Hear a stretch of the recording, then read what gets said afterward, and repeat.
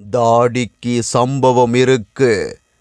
இவரை உங்களுக்கு நிறைய பேருக்கு தெரிஞ்சிருக்கும். அதாவது அண்மையில் டாக்டர் அர்ச்சுனா சம்பந்தப்பட்ட ஒரு பிரச்சனை பேத்து கொண்டிருக்கின்றது. சிசிடிவி காணொளி நிறைய வைரலாக ஓடிக்கொண்டிருக்கின்றது. அந்த வகையில் இந்த மூஞ்சிகளை நீங்கள் எல்லோருக்கும் தெரிஞ்சிருக்கும். அண்மை காலமாக இவர் யார், எங்கிருந்து வந்தார், என்ன பிரச்சனை நடந்ததுன்ற விஷயங்கள் உங்களுக்கு ஏற்கனவே தெரிஞ்சிருக்கும். அந்த வகையில் இந்த பிரச்சனைக்கெல்லாம் இன்றைய தினம் ஒரு தீர்வு கிடைக்கப்பட்டிருக்கிறதுன்னு சொல்ல வேண்டும்.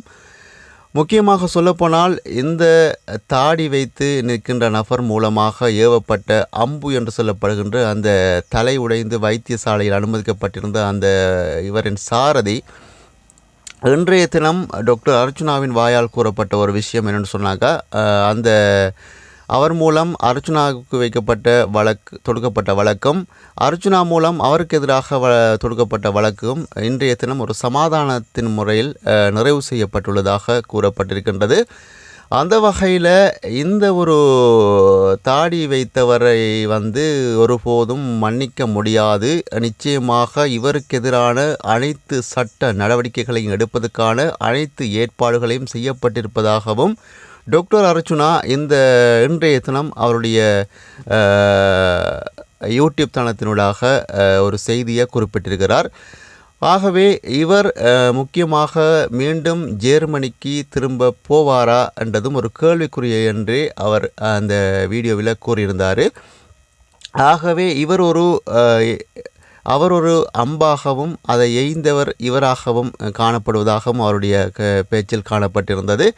ஆகவே அம்பை நான் எப்பொழுதும் கணக்கெடுப்பதில்லை, அதை எய்தவரைத்தான் நான் கணக்கில் எடுப்பேன் என்று சொல்லி டாக்டர் அர்ச்சுனா திரும்ப கூறியிருக்கிறார். உண்மையிலேயே இப்பொழுது இன்றைய அவர் கதைத்திருந்த அந்த காணொலியை பார்த்து சொன்னாங்க, அவர் மிச்சம் கவலைப்பட்டு கண்ணீர் மட்டும் விடாமல் மனசால விட்டு பேசி கொண்டிருக்காருன்னு தான் சொல்ல வேணும் டாக்டர் அர்ச்சுனா. ஏன்னு சொன்னாங்க, அவர் எத்தனையோ நோயாளிகளை அவரோட சர்வீஸில் சந்திச்சிருப்பார்.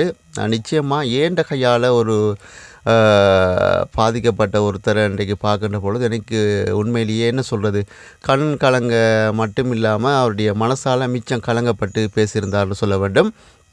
அந்த தம்பி என்னால் காயப்பட்டு போய்த்தார்னு மிச்சம் கவலைக்கு மத்தியில் அடிக்கடி அதை பற்றியே சொல்லி பேசியிருந்தார்.